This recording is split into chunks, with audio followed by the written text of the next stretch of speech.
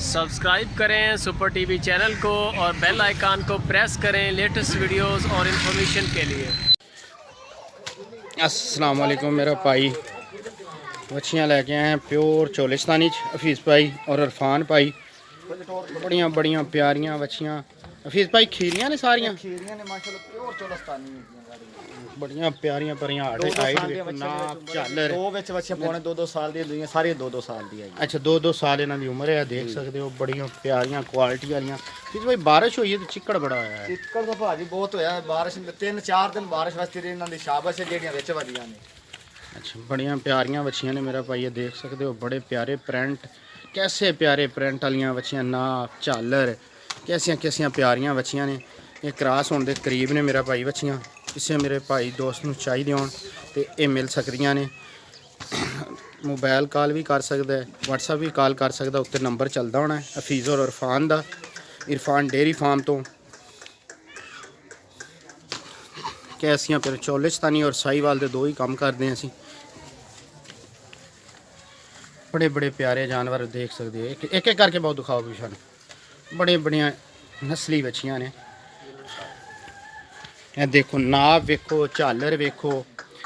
किसी मेरे भाई ने ऑनलाइन चाहिए हो तो पूरे पाकिस्तान च ऑनलाइन भी होंगी। अगर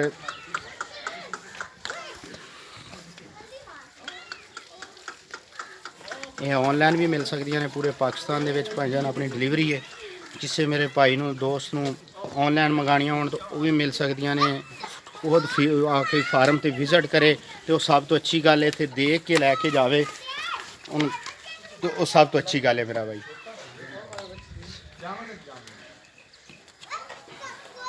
ए देखो कैसे प्यारे प्रिंट ने, कैसी कैसियां प्यारियां क्वालिटी दियां मच्छियां ने।